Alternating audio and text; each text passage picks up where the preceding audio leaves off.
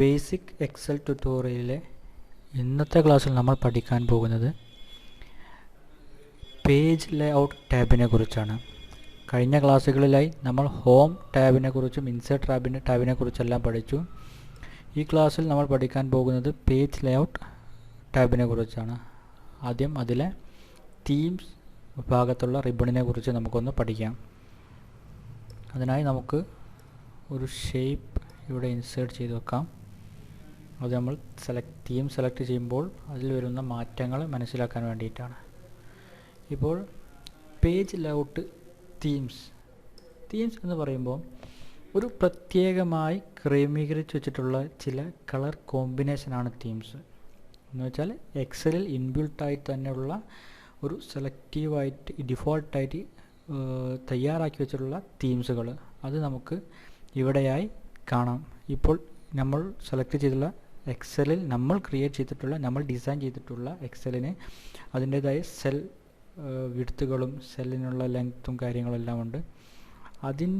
അതിൽ വിവിധ തീംസുകൾ സെലക്ട് ചെയ്യുമ്പോൾ അതിൽ വിവിധ മാറ്റങ്ങൾ സെൽസിന് വരുന്നതും അതേപോലെ തന്നെ ടെക്സ്റ്റ് ഫോണ്ടുകൾക്ക് വരുന്നതും നമ്മൾ സെലക്ട് ചെയ്തിട്ടുള്ള അല്ലെങ്കിൽ നമ്മൾ ഇൻസേർട്ട് ചെയ്തിട്ടുള്ള ഒരു ഷേപ്പായിട്ടുള്ള ഈ റെക്റ്റാങ്കിൾ റൗണ്ടഡ് റെക്റ്റാങ്കിളിന് വരുന്ന മാറ്റങ്ങളൊക്കെ നമുക്ക് കാണാം. അതിലെ കളർ ചേഞ്ച് കാണാം.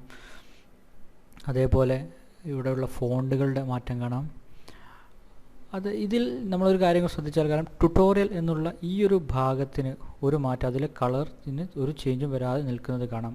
അതിനുള്ളൊരു കാരണം ഈ ട്യൂട്ടോറിയൽ ബോക്സ് സെലക്ട് ചെയ്ത് ഹോം ടാബിൽ പോയി നോക്കിയാൽ നമുക്ക് കാണാം ഈ സെലക്ട് ചെയ്തിരിക്കുന്ന കളർ ഇവിടെ സ്റ്റാൻഡേർഡ് കളേഴ്സ് എന്നുള്ള ഭാഗത്ത് നിന്നുമാണ് നമ്മളവിടെ കളർ സെലക്ട് ചെയ്തിട്ടുള്ളത്. എന്ന് വെച്ചാൽ ആ സ്റ്റാൻഡേർഡ് കളർ നമ്മൾ ഏത് തീം സെലക്ട് ചെയ്താലും ആ സ്റ്റാൻഡേർഡ് കളറിന് യാതൊരു മാറ്റവും വരുന്നതല്ല. മറിച്ച് നമ്മൾ തീം കളർ എന്നുള്ള ഭാഗത്ത് നിന്നും ഒരു കളർ സെലക്ട് ചെയ്തു. ഇവിടെ നിന്ന് നമ്മൾ ഒരു കളർ സെലക്ട് ചെയ്തു. അതിനുശേഷം നമ്മൾ പേജ് ലേഔട്ടിൽ വന്നുകൊണ്ട് തീമുകൾ സെലക്ട് ചെയ്ത് മാറ്റം ചെയ്താൽ നമുക്ക് കാണാം അവിടെയായി ട്യൂട്ടോറിയൽ എന്നുള്ള ഭാഗത്തുള്ള സെല്ലിൻ്റെ ബാക്ക്ഗ്രൗണ്ട് കളറുകളും മാറുന്നത് കാണാം. എന്ന് വെച്ചാൽ നമ്മൾ ഒരു സെല്ലിന് കളർ കോമ്പിനേഷൻ കൊടുക്കുമ്പോൾ ബാക്ക്ഗ്രൗണ്ട് കളർ കൊടുക്കുമ്പോൾ അത് സ്റ്റാൻഡേർഡ് കളറിൽ നിന്ന് സെലക്ട് ചെയ്തിട്ടുള്ള കളറാണ് കൊടുത്തതെങ്കിൽ അത് സ്റ്റാൻഡേർഡൈസ് ആയിരിക്കും. അത് എക്സലിൽ ഏത് തീം സെലക്ട് ചെയ്താലും ആ സെല്ലിലെ ആ കളർ ഒരു കാരണവശാലും മാറുന്നതല്ല. മറിച്ച് തീം കളേഴ്സിൽ നിന്ന് നമ്മൾ സെലക്ട് ചെയ്തിട്ട് കളർ കോമ്പിനേഷൻ നമ്മൾ ബാക്ക്ഗ്രൗണ്ട് കളറായി സെല്ലിന് കൊടുക്കുകയാണെങ്കിൽ അത് പേജ് ലേഔട്ടിൽ നിന്ന് നമ്മൾ തീമുകളെ സെലക്ട് ചെയ്യുമ്പോൾ അതിലുള്ള കളർ കോമ്പിനേഷൻ സെലക്ട് ചെയ്യുന്ന തീമിൽ നിന്നും കളർ കോമ്പിനേഷൻ ഓട്ടോമാറ്റിക്കായി ചേഞ്ച് ആവുന്നതാണ്. ഇനി നമുക്ക് ഒരു തീം സെലക്ട് ചെയ്തതിന് ശേഷം ആ തീമിലെ ഇതിലുള്ള ഷേപ്പുകൾക്കോ സെല്ലുകൾക്ക് കളർ ചേഞ്ച് വരുത്തണമെങ്കിൽ ഇവിടെ വന്നിട്ട് ഈ ഒരു റിബണിൽ വന്ന് നമുക്ക് ആവശ്യമായ കളർ കോമ്പിനേഷൻ ഇവിടെ നിന്നും ഒരുപാട് കളർ കോമ്പിനേഷൻ ഉണ്ട്. അത് നമ്മൾ ഇവിടെ നിന്നും സെലക്ട് ചെയ്യാവുന്നതാണ്. അതേപോലെ കസ്റ്റമൈസ് കളർ സെലക്ട് ചെയ്തിട്ട് നമുക്ക് മറ്റ് കളറുകൾ കൊടുക്കാവുന്നതാണ്. അതേപോലെ ഫോണ്ടുകളും നമുക്ക് കസ്റ്റമൈസ് ചെയ്യാവുന്നതാണ്. നമുക്ക് വേറെ ഫോണ്ടുകൾ സെലക്ട് ചെയ്യാവുന്നതാണ്. ഇതേപോലെ എഫക്റ്റുകൾ നമ്മൾ സെലക്ട് ചെയ്തിട്ടുള്ള ബോക്സിന് അല്ലെങ്കിൽ ഷേപ്പായിട്ടുള്ള റൗണ്ടർ റെക്റ്റാങ്കിളിനുള്ള ഷേപ്പുകൾ ചേഞ്ച് ആവുന്നത് കാണാം. ഓരോ എഫക്റ്റുകൾ നമുക്കിതുപോലെ സെലക്ട് ചെയ്ത് കൊടുക്കാവുന്നതാണ്. ഇതാണ് പേജ് ലേഔട്ടിലെ ഈ ഒരു ഭാഗത്തുള്ള റിബണുകളുടെ ഉപയോഗം. അടുത്തതായി ഈ പേജ് ലേഔട്ടിൽ വരുന്നതാണ് മാർജിൻസ് പേജ് സെറ്റപ്പ് എന്നുള്ള ഈ ഒരു ഭാഗത്തുള്ള റിബണുകൾ. അതിൽ മാർജിൻസ് എന്ന് പറയുമ്പോൾ നമുക്കറിയാം ഒരു പേജിന് നമ്മൾ കൊടുക്കുന്ന ഒരു ബോർഡർ ആണ് മാർജിൻസ് എന്ന് പറയുമ്പോൾ മാർജിനകത്ത് നമുക്ക് ഒരു പേജിൽ ഡാറ്റാസ് ഉൾക്കൊള്ളിക്കുന്നതിനാണ്. അതിന് ഡാറ്റാസുകളെ ഒരു ഷെഡ്യൂൾ ചെയ്ത് വെക്കുന്നതാണ് മാർജിൻസ് ഉപയോഗിച്ചിട്ട്. അപ്പോൾ ഇവിടെ ഡിഫോൾട്ടായിട്ട് എക്സൽ നമ്മൾ വർക്ക് ചെയ്യുമ്പോൾ ഈ ഒരു നോർമൽ മാർജിനാണ് ഇവിടെ യൂസ് ചെയ്യുക. നമുക്ക് വേണമെങ്കിൽ സെലക്റ്റീവായിട്ട് വൈഡ് മാർജിനും നാരോ മാർജിനും അതല്ലെങ്കിൽ കസ്റ്റമൈസ് ചെയ്തുകൊണ്ട് നമുക്ക് ഇവിടെ ടോപ്പ് ലെഫ്റ്റ് ബോട്ടം റൈറ്റ് എന്നുള്ള ഭാഗങ്ങളെല്ലാം ഇതിൻ്റെ ലെങ്ത്തും ഇതിനെ ഇഞ്ചസ് ആയിട്ടാണ് കണക്കാക്കുന്നത്. ഇഞ്ചസിൽ മാറ്റം വരുത്തിക്കൊണ്ട് നമുക്ക് ഇതിൽ എന്ത് ചെയ്യാം, നമുക്ക് കസ്റ്റമൈസ് ചെയ്തുകൊണ്ട് മാർജിൻസ് സെലക്ട് ചെയ്യാം. ഹെഡർ ആൻഡ് ഫൂട്ടേഴ്സിലെ ലെങ്ത്തുകളും സെലക്ട് ചെയ്തുകൊണ്ട് നമുക്ക് മാറ്റങ്ങൾ വരുത്താവുന്നതാണ്, കസ്റ്റമൈസ് ചെയ്ത് എടുക്കാവുന്നതാണ്. ഇനിയുള്ള ഒരു ഭാഗമാണ് നമുക്കിവിടെ പ്രിൻ്റ് ഏരിയ എന്ന് പറയുമ്പോൾ നമുക്ക് ഒരു ഷീറ്റിൽ നിന്നും ഡാറ്റാസുകളെ പ്രിൻ്റ് ചെയ്യണമെങ്കിൽ നമുക്ക് സെലക്റ്റീവായിട്ട് പ്രിൻ്റ് ചെയ്യാം.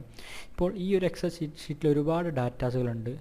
അതിൽ നിന്നും ഇതുപോലെ സെലക്ട് ചെയ്തുകൊണ്ട് പ്രിൻ്റ് ഏരിയ സെലക്ട് ചെയ്തു, സെലക്ട് പ്രിൻ്റ് ഏരിയ ചെയ്ത് ഇനി നമ്മൾ ഈ ഷീറ്റിനെ പ്രിൻ്റ് ചെയ്യുമ്പോൾ ഇവിടെ നമുക്ക് കാണാം ഈ ഒരു നമ്മൾ സെലക്ട് ചെയ്തിരുന്ന സെല്ലുകൾ ഒരു ബോർഡറിൻ്റെ അകത്താക്കി വെച്ചിട്ടുള്ളത്.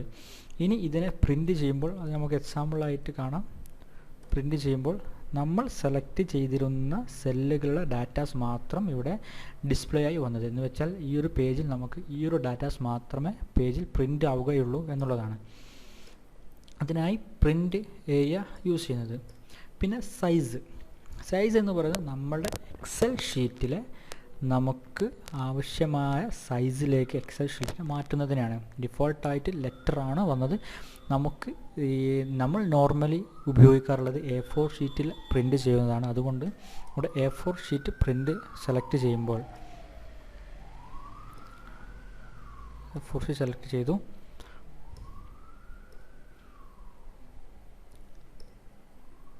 ക്ലിയർ പ്രിൻ്റ് ഏരിയ കൊടുത്തു. എല്ലാം ക്ലിയർ ചെയ്താൽ സൈസിൽ നമ്മൾ A4 ഷീറ്റ് കൊടുത്തപ്പോൾ ഇവിടെയായി നമുക്ക് കാണാം I and Jയുടെ ഇടയിലായിട്ട് ഒരു ബോർഡർ ലൈൻ വന്നത്.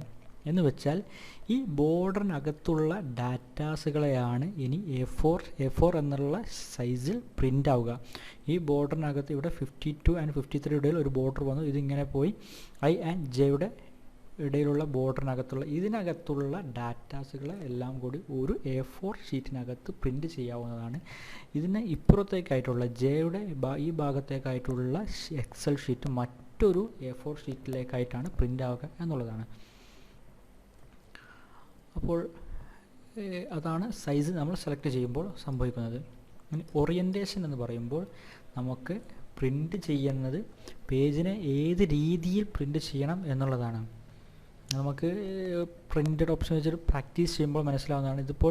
ഇപ്പോൾ നമുക്ക് കാണാം ഈ ഷേപ്പ് നോക്കുമ്പോൾ ഈ ഒരു ഷേപ്പ് രണ്ട് ഷീറ്റുകളിലേക്കായിട്ട് രണ്ട് A4 ഷീറ്റുകളിലേക്കായിട്ട് ഷെയർ ആയി നിൽക്കുകയാണ്. അത് പാർട്ടീഷൻ, അത് രണ്ട് ഷീറ്റുകളിലായിട്ടാണ് നിൽക്കുന്നത്. അപ്പോൾ അതിന് നമുക്കൊരു ഇത് പോർട്രേറ്റ് ഓപ്ഷനായിട്ടാണ് നിൽക്കുന്നത്. അതുകൊണ്ട് ലാൻഡ്സ്കേപ്പ് ഓപ്ഷനിൽ കൊടുക്കുമ്പോൾ ഇവിടെ നിന്നും ഷീറ്റിൻ്റെ ബോർഡർ നമ്മൾ പ്രിൻ്റ് ചെയ്യാൻ കരുതിയ ഷീറ്റിൻ്റെ ബോർഡർ ഈ ഒരു ഭാഗത്തേക്കായി മാറിയിരിക്കുകയാണ്. അത് പോർട്രേറ്റ് ലാൻഡ്സ്കേപ്പ് പേജ് മോഡലാണ് അവിടെ നമുക്ക് പ്രിൻ്റ് ആവുക എന്നുള്ളതാണ്. അപ്പോൾ മാർജിൻസ് ഓറിയൻറ്റേഷൻ, സൈസ് നമ്മൾ പറഞ്ഞു, പ്രിൻ്റ് ഏരിയ പറഞ്ഞു. ബ്രേക്ക് എന്ന് പറയുമ്പോൾ നമ്മൾ സെലക്ട് ചെയ്ത ഒരു സ്ഥലം, നമ്മൾ ഒരു സെല്ല് സെലക്ട് ചെയ്താൽ ആ ഭാഗത്ത് നിന്നും പേജിനെ രണ്ട് ഭാഗമാക്കി രണ്ട് പേജാക്കി മാറ്റാൻ പേജിനെ രണ്ട് ഭാഗമാക്കി മാറ്റാൻ ഒരു ബോർഡർ ലൈൻ കൊടുക്കുന്നതാണ് ഇവിടെ ബ്രേക്ക് എന്ന് പറയുന്നത്. നമുക്ക് ഇവിടെ ഒരു സെൽ സെലക്ട് ചെയ്തുകൊണ്ട് ബ്രേക്ക് കൊടുത്ത് ഇൻസേർട്ട് പേജ് ബ്രേക്ക് കൊടുത്താൽ ഇവിടെ നമുക്ക് കാണാം ഒരു ബ്രേക്ക്, ഒരു ലൈൻ, ഒരു ബോർഡർ വന്നിട്ടുള്ളത്. എന്ന് വെച്ചാൽ അവിടെ ഈ പേജിനെ രണ്ട് ഭാഗമായിട്ട് കണക്കാക്കുന്ന രീതിയിൽ അവിടെ ഒരു ബോർഡർ ലൈൻ പ്രത്യക്ഷപ്പെട്ടു എന്നുള്ളതാണ്. ഇനിയായി നമുക്കിവിടെ പറയാനുള്ളത് ബാക്ക്ഗ്രൗണ്ടാണ്. നമുക്ക് എക്സൽ ഷീറ്റിൽ നമുക്ക് ബാക്ക്ഗ്രൗണ്ട് സെറ്റ് ചെയ്യാവുന്നതാണ്. വൈറ്റ് ബാക്ക്ഗ്രൗണ്ടിന് പകരം നമുക്ക് ഇമേജസ് ആയാലും ഏതെങ്കിലും തരത്തിലുള്ള ബാക്ക്ഗ്രൗണ്ട് സെലക്ട് ചെയ്യാം. അതിനായി നമുക്ക് ഒരു ഇമേജ് സെലക്ട് ചെയ്തപ്പോൾ ബാക്ക്ഗ്രൗണ്ട് ഇമേജ് മറ്റൊരു ഇമേജായി മാറിയിരിക്കുകയാണ്. അതുപോലെ ബാക്ക്ഗ്രൗണ്ട് ഇമേജ് നമുക്ക് സെറ്റ് ചെയ്യാവുന്നതാണ്. പിന്നെ പേജ് ടൈപ്പിലായി ഒരുപാട് റിബണുകളുണ്ട്. അതെല്ലാം നമുക്ക് അടുത്ത ക്ലാസ്സുകളിലായി വളരെ ഡീറ്റെയിൽസായി പഠിക്കാവുന്നതാണ്. ഇതാണ് പേജ് ലേഔട്ടിൽ ഏറ്റവും പ്രധാനപ്പെട്ട റിബണുകൾ എന്നാണ് ഇന്ന് നമ്മൾ ക്ലാസ്സിൽ പറഞ്ഞിട്ടുള്ളത്. Okay, thank you guys, thank you for watching our video. എല്ലാ വീഡിയോയിലെയും ഇന്ന് വരുത്ത പേജ് ലേഔട്ടിലെ കാര്യങ്ങൾ, തീംസ് സെലക്ട് ചെയ്യുന്നതും മാർജിൻസിൻ്റെതും പേജ് ഏരിയകളെല്ലാം എല്ലാ കാര്യങ്ങളും പ്രാക്ടീസ് ചെയ്തുകൊണ്ട് പഠിക്കേണ്ടതാണ്. പ്രിൻ്റ് ചെയ്തുകൊണ്ട് പ്രാക്ടീസ് ചെയ്താൽ വളരെ കൃത്യമായിട്ട് ഓറിയൻറ്റേഷൻ്റെ പോർട്രേറ്റ് ആൻഡ് ലാൻഡ്സ്കേപ്പ് മോഡലൊക്കെ നമുക്ക് മനസ്സിലാവുന്നതാണ്. സോ എല്ലാവരും നല്ലവണ്ണം പ്രാക്ടീസ് ചെയ്ത് പഠിക്കുക. ഇനിയുള്ള വീഡിയോസുകളും മുമ്പുള്ള വീഡിയോസുകൾ കാണാത്തവർ അത് കണ്ടുകൊണ്ടും ഇനിയുള്ള വീഡിയോസുകൾ തുടർച്ചയായി കാണുക. Thank you for watching our video.